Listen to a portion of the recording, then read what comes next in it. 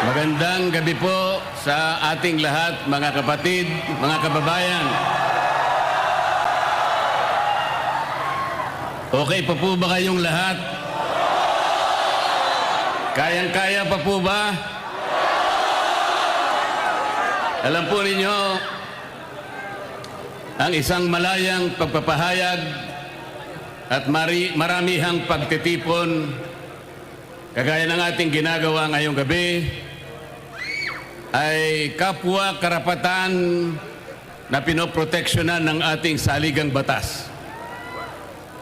Ang layunin ay naihayag na po ng nakaraang nakapagsalita sa atin. Tatlong bagay po ang ating hinahanap: ang transparency, accountability, at justice. Transparency. Sa konteksto po ng ginagawa na pag-uusisa at pag-iimbestiga sa mga anomalyang paglalatag ng flood control project sa ating bansa, ito ay dapat lantad, bukas, katanggap-tanggap at makatotohanan. Hindi kagaya ng nakikita natin ngayon. Ako po ay magbibigay sa inyo ng mga ilang halimbawa. Halimbawa, nung ako po ay chairman pa ng Blue Ribbon Committee.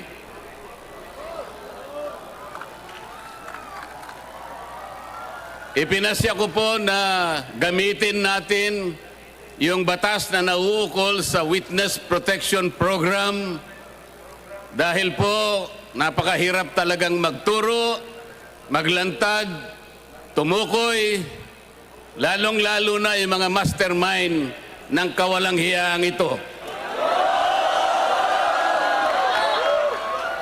Meron pong nagkusa, kahit alam nilang mahirap at magsasakripisyo sila, sapagkat manganganib ang kanilang buhay, pati na ang kanilang pamilya. Ang tinutukoy ko po ay ang mag-asawang Diskaya. Para sa ganon ay makatulong sila sa Estado na hanapin natin kung sino yung utak, kung sino ang mastermind. Hindi pa po nakapagsisimula ang proseso, ay pinagsikapan na po na sila ay pigilan.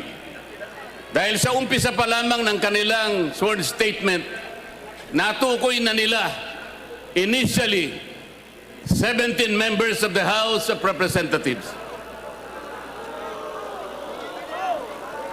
Kaagad sinabi na noon ay Secretary ng Department of Justice, Boying Remulla, na bago maproseso ang aplikasyon ng mga Diskaya upang baka sakaling sila ay maging testigo ng Estado, kailangan muna silang magsoli ng inaakala niyang nakulimbat nila. Ang sabi ko po sa kanya, hindi naman po pwedeng sa aplikasyon pa lang, sa pagpoproseso pa lang, ay bibigyan mo na sila ng isang requirement na kailanman ay hindi nakasulat sa ilalim ng batas. Ngunit, pinilit po niya.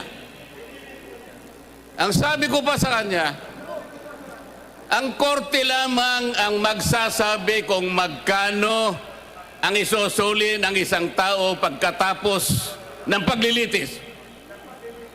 Sapagkat ang korte rin naman ang magtatakda kung yung nag-a-apply sa Witness Protection Program ay a-approvein ng korte. Ang mag-a-approve po ay korte, hindi po ang Department of Justice.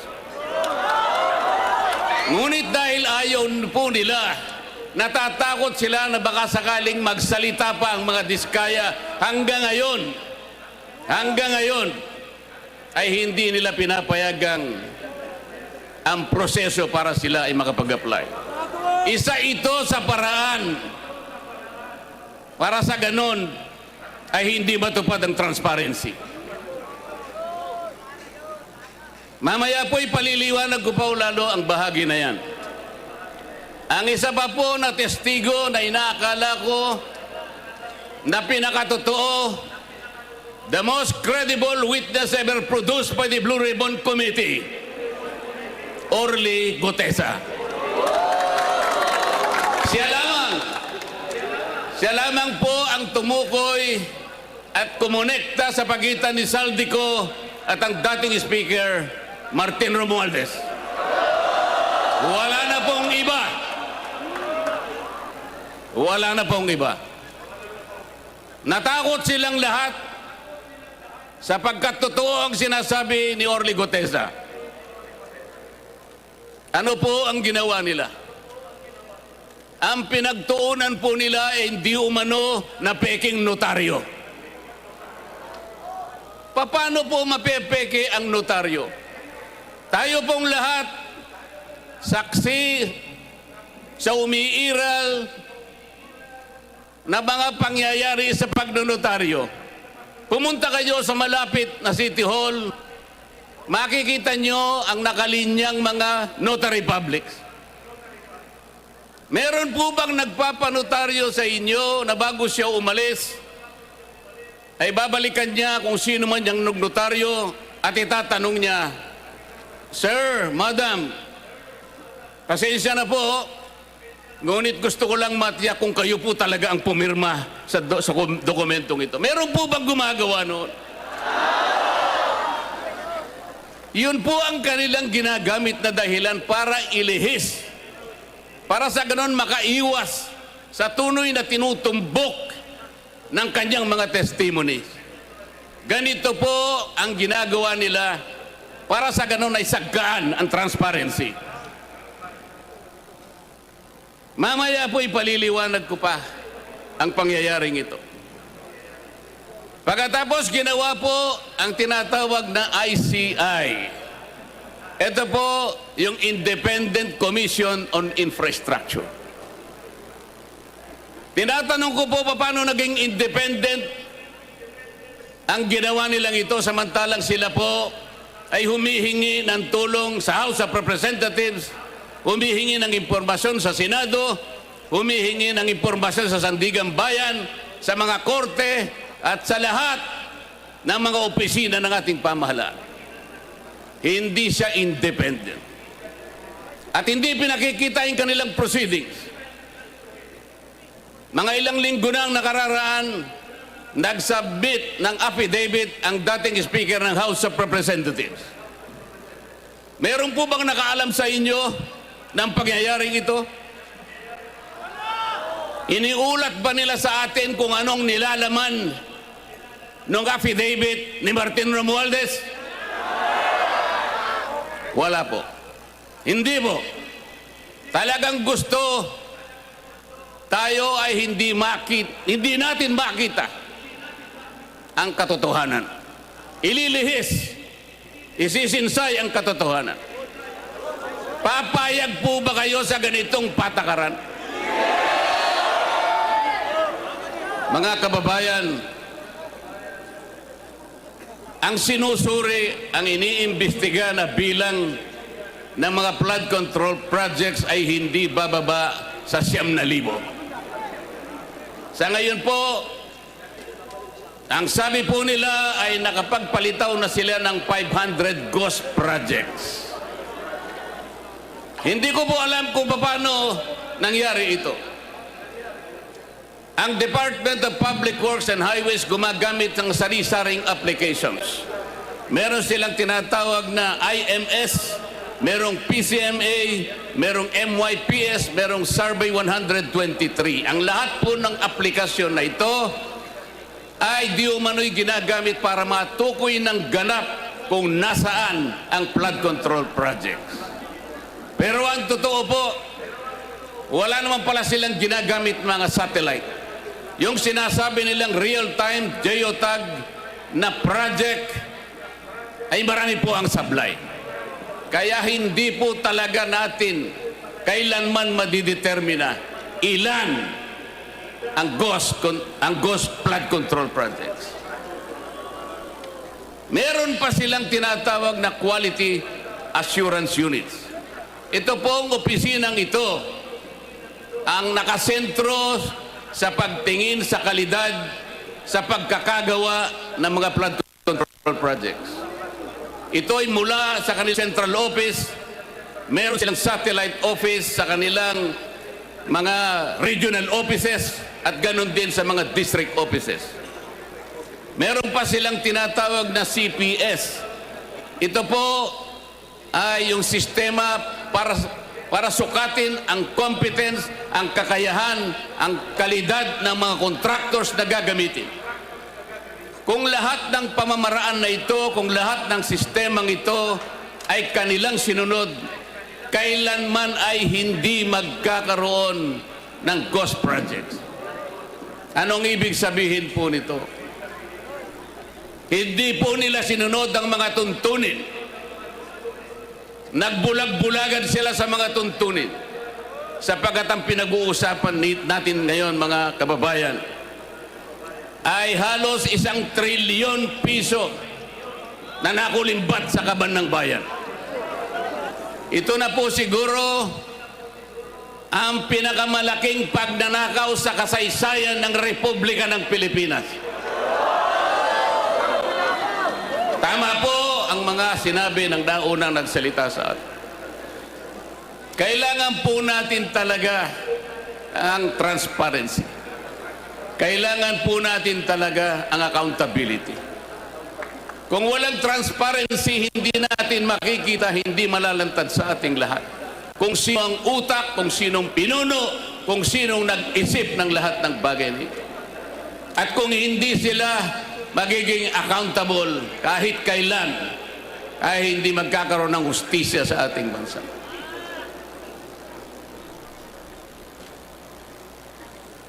Ang graft and corruption po sa ating bansa, sa pag-iestima ng ilang nag-aral, ito po ay nagre-represent ng halos 30% sa ating national budget. Kung ang ating national budget ay mahigit na 6 na trilyong piso, kayo na po ang kumuwenta kung ilan ang nawawala sa kaban ng bayan. Sa DPWH lamang po, sa budget lamang po ng isang ahensyang ito, 1 trilyon po ang nadadagdag. Ito'y nakita po namin sa initial findings namin nung ako pa po ang chairman ng Blue Ribbon Committee. Dinadagdagan nila kung ano yung ceiling na binigay ng Department of Budget and Management.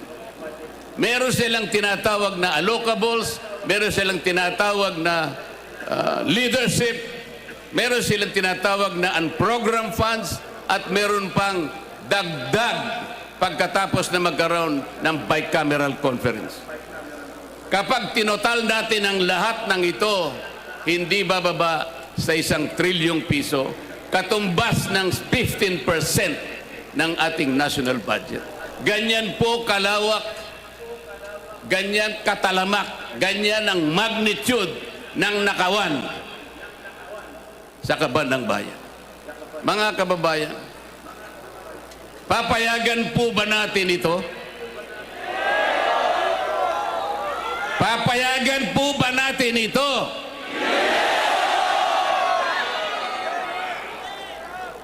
Ano po ang nangyari dahil ganito nga ang naging resulta ng mga pangyayari? Alam po ba ninyo kung magkano ngayon ang outstanding debt, ang pagkakautang ng ating bansa? Alam po ninyo kung gaano ang halaga ngayon na utang ng ating bansa? 17 trillion pesos. Katumbas po yan ng 63% debt to GDP ratio. Ano po ang ibig sabihin niyan? Masyadong mataas po yung bahagan, yung ratio ng ating pagkakautang sa ating national na pangkabuhayan.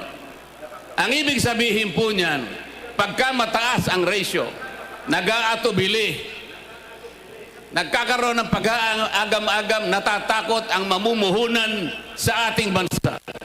Baka hindi tayo makabayad sapagkat masyadong mataas ang ratio. Pati po yung mga nagpapautang na pandaigdigan. Nagmamasid na lang sila. Tinitingnan kung tayo makakabangon o hindi. Yan ang magiging kalagayan ng ating bansa sapagkat mawawalan na sila at nawalan na sila ng kumpiyansa sa ating kakayahan na bumangong muli. Ang ibig pang sabihin yan, kung 63% ang ratio ng ating pagkakautang sa ating pangkalahatang kabuhayan, 63% ng ating kabuhayan ay nakalaan lamang sa pagbabayad ng ating utang.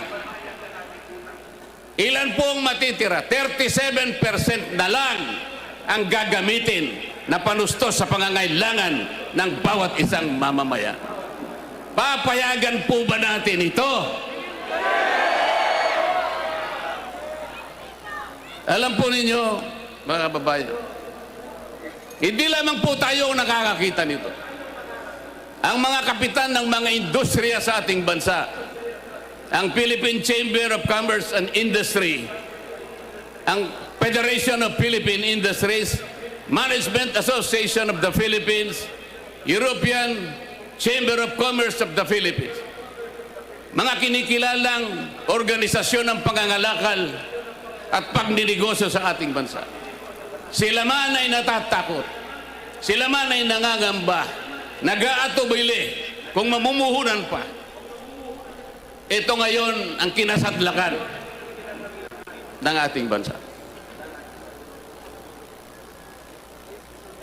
Yung pong namumuhunan na nanggagaling sa iba't ibang bansa o ang tinatawag nilang foreign direct investments, ito po ay napakamabisang asset na nagagamit natin para palakihin, para pasiglahin ang ating ekonomiya. Alam po ba ninyo kung anong nangyari? 40% ng dumarating na investment sa ating bansa ay bumagsak. 40% na mahigit po. Ang sabi pa nila, at nabanggit na po kanina, ang ating stock market is the worst performing stock market in this region. Ang ating pera, ang ating piso na ngayon ay halos 60 pesos per $1. It is the worst performing currency in the region. Ang nangyari dyan at naging resulta po, kaya naging mababa pati productivity ng ating agriculture. Pati po, ang ating turismo ay naging matamlay. Pati ang ating kalakalan ay naging matamlay. Ito lamang ang nagiging bunga ng korupsyon sapagkat ayaw nilang ilantad at gusto nila ay makaiwas sila sa pananagutan. Ito pa po ang isang problema. Magkano po ang itinakda na budget para sa isang taon? Alam po ba ninyo, mga kababayan, kung magkano? 6.7 trillion pesos. Yan po ang magiging budget natin sa susunod na taon. Magkano naman po ang kikitain natin o tinatawag na projected revenue sa isang taon? 5 trillion daw po. Sa makatwid, mas malaki po ang ating gagastusin kesa ating kikitain. Magkaka-deficit po tayo ng 1.7 trillion pesos na uutangin na naman natin sa susunod na taon. Ano po ang ibig sabihin nito? Yung 1.7 trillion na uutangin natin, mangangahulugan na tayo po ay mangungutang ng 142 billion bawat buwan. 4.7 billion bawat araw. O katumbas ng 197 million bawat oras. Hindi po ba kayo kinikilabutan, mga kababayan? Papayagan pa ba natin ito, mga kababayan? Hindi ba dapat ilantad lahat kung sino ang gumawa ng kawalang hiyaan na ito? Alam po ba ninyo kung ano sinasabi ng saligang batas? Tungkol sa bahaging ito na ating pinag-uusapan ng gabi. Yung graft and corruption. Yung paglilingkod sa ating pamahalaan. Article 2, Section 27 of the Philippine Constitution. The state shall maintain honesty and integrity in the public service and take positive and effective measures against graft and corruption. Dapat panatilihin ng Estado ang isang tapat at may integridad na pagsisilbi sa ating bayan. At kailangan maggawa ng positibo at epektigong pamamaraan upang labanan ng katiwalian at corruption. Yan po, yan ang sinasabi ng ating saligang batas. Pero ano po ang ginawa nila? Para lang mapagtakpan ang mga nagkasala, para makaiwas sa accountability, para hindi ilantad, para ganon ay mawala ang transparency. Ano po ang ginawa ng dating Secretary of the Department of Justice, ngayon po ay Ombudsman, Boying Remulla, nung tinanong siya sa Kongreso na paminsan-minsan ay kailangan nating baluktutin ang batas para sumaya ang tao. Tinanong siya kung totoo at tama ang sinabi. Ang sagot niya, yes sir. Siya po ang Secretary of the Department of Justice na ngayon ay Ombudsman. Yung kanyang Prosecutor General, kamakailan lang ay dumalo sa aming pagtitipon sa Blue Ribbon Committee. Doon ay pinilit na naman nila na yung restitution, yung pagsusoli muna ay kailangan gawin ng sino man na gustong mag-apply sa ilalim ng Witness Protection Program. Isipin po ninyo, kahit wala sa tuntunin, kahit hindi requirement ng batas, ipipilit nila, mabaluktot lang ang batas. Kayo po ba, kapag pumunta kayo sa isang restaurant, ang unang pupuntahan, o ang unang pupunta sa inyo ay yung waiter, ibibigay yung menu. Doon ay makakapamili kayo kung anong gusto ninyong kainin. Halimbawa po, ay pinili ninyo na iluto para sa inyo ay paksiw. Paksiw na bangus, halimbawa. Pagkatapos na maibigay nyo sa kanya ang inyong kagustuhan, bigla niya kayong binulungan. Sir, madam, bago ko po iluto ang inyong hiniling na paksiw, ay kinakailangang pumayag kayo na yun ay lalagyan ko ng toyo. Papayag ba kayo? Eh, ang hiniling ninyo paksiw eh. Ang gusto ng Prosecutor General, kahit wala sa batas, ilalagay niya bilang isang requirement para lamang hindi mag-qualify yung tao na gustong tulungan ng gobyerno para usigin kung sino yung nagkasala. Yun po ba'y transparent? Transparent po ba yun? Pa-English pa siya. Akala niya siguro hindi nyo naiintindihan yung English niya kahit convoluted ang kanyang paliwanag. Ang totoo niya, mas marami pa sa inyo mas marunong mag-English kaysa sa kanya.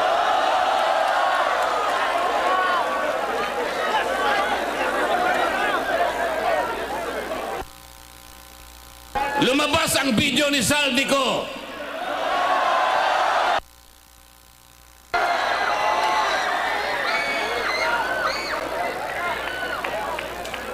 Ano sabi? Ano sabi nila? AI yan.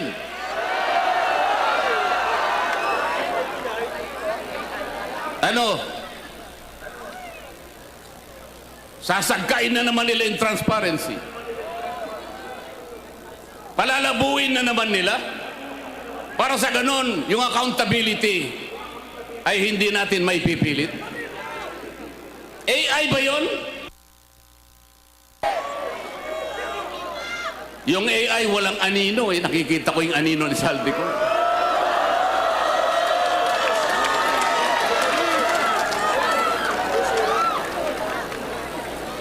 Ngayong kahapon, dahil nakita nila yung paglalahad, yung video recording ni Saldico na sinasabi nilang AI. Paano magiging AI? Eh ito'y unang lumabas sa official page ni Saldico mismo.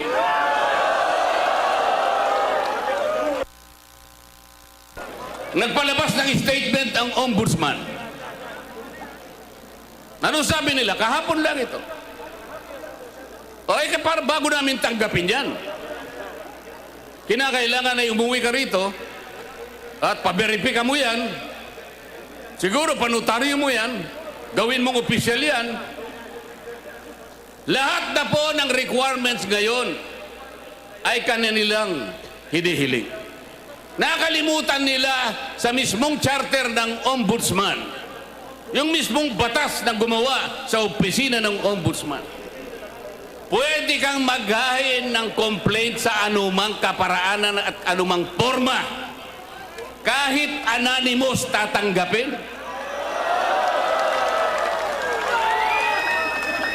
Paano natin may papalitaw ang transparency at magkaroon ng accountability sa ating bansa kung ang namumuno sa Ombudsman Office na dating Secretary ng Department of Justice at ang kanyang Prosecutor General, sila ang unang taga-usig, sila ang unang dapat magsampa ng naukol na kaso para sa ganun mapanagot natin ang nagkasala. Sila pa ang nangunguna para pagtakpan lahat ito. Papayagan po ba natin yan? Hindi ba iniinsulto nila tayo niyan? Papayag ba kayong mainsulto? Yung pangungutang po, walang problema yan eh. Tayo po, sa maraming pagkakataon, nangungutang din tayo. Ang pinag-uusapan ay yung paggamit mo sa utang. Yung marunong gumamit, magninegosyo siya, kumita siya ng sapat, nabayaran niya yung utang niya, nakapag-ipon pa siya ng konti para sa kanyang pamilya. Ganon dapat. Eh mangungutang tayo para kulimbatin. Mangungutang ka, hindi para sa ikalalaki, ikasisigla ng ekonomiya.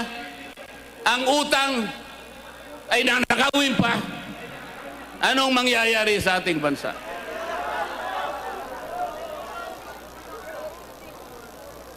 Mga kababayan,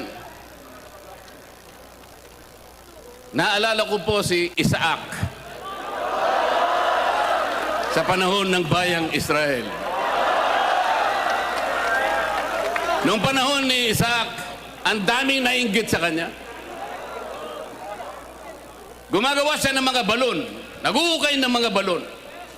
Yung mga kalaban niya, mga Pilisteo, inggit na inggit sa kanya sapagkat nakatutulong siya sa mga komunidad. Lahat ng mga balon na kanyang hinuhukay, tinatapunan nila ng dumi. Pero hindi nabagabag si Isaac. Hindi siya tumigil. Alam niya ang kanyang misyon. Alam niya ang kanyang pupuntahan. Marami sa atin ang kagaya ni Isaac, mga kababayan.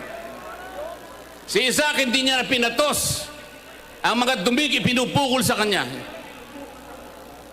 Ang mga duming itinatapon sa mga balon na kanyang ginagawa. Ayaw niya nang pansinin. Katulad kanina na sinabi ng isang nagsalita sa ating harapan. Pati pala itong ginagawa natin na isang karapatan ng bawat Pilipino sapagkat ang ating kagustuhang hilingin sa ating pamahalaan na iwasto at bigyan ng lunas ang ating karangingan sapagkat nakita natin ang epekto ng malawakang pagbaha. Ito po ay protektado ng saligang batas. Kaya kailangan po nating bantayan. Kailangan paulit-ulit kung kinakailangan nating ipaalala sa ating pamahalaan na ang transparency at pananagutan